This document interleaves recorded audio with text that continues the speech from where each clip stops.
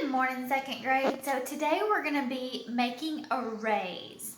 An array is, if you look up the word array, it's an organized display of objects, okay? And we use arrays to demonstrate or to show multiplication sentences. So in your packet, you have a sheet that looks like this called Lesson Worksheet 121. Now, if you don't have it, no big deal because you can do everything without it, so it's fine. All right, so I'm using, looks like Frozen, I think it's on them. Yeah, that's Olaf. Cheez-Its. Okay, and I'm going to make some arrays with my Cheez-Its. Okay, so my first array that I'm going to make is this one. And I'm not going to fill up all the squares. All right, here's my first array. Okay, so first thing is first is I'm going to count the rows. I have 2 rows.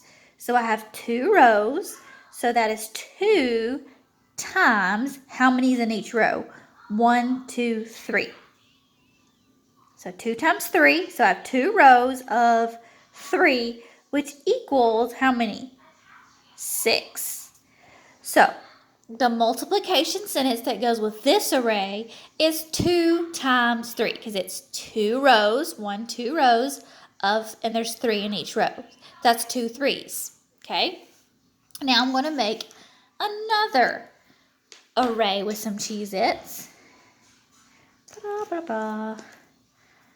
We have frozen Cheez-Its because apparently they taste better. They don't actually taste any different. Alex just thinks so. All right, let's see. There we go. So I have another array. Okay, this time I have 1, 2, 3 rows times, how many's in each row? 1, 2. 2 in each row. So I have 3 times 2. I have 3 rows of 2, which equals also 6. So I have 2 arrays with the same amount of Cheez-Its, but they look a little different. They kind of look like they've just been turned. Now, I know in the rule of multiplication, it doesn't matter what order your factors in, it's going to equal the same product. And if you notice, a 2 times 3 is 6, and also 3 times 2 is also 6. So yes, they have the same product.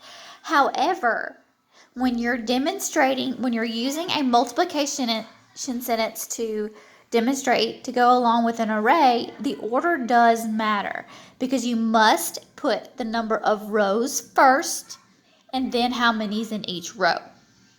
Okay?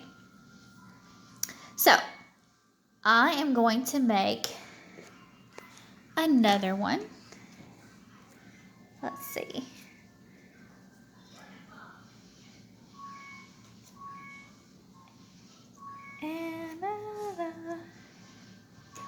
There we go. Here's one more.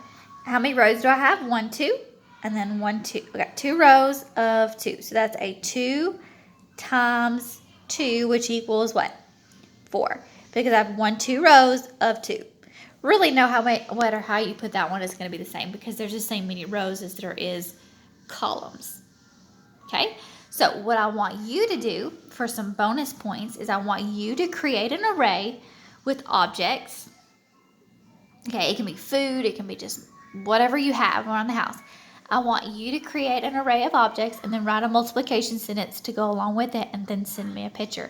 If you do that, I will give you some bonus points to go along with either your next test grade or your lowest test grade, whatever you're in most need of, okay?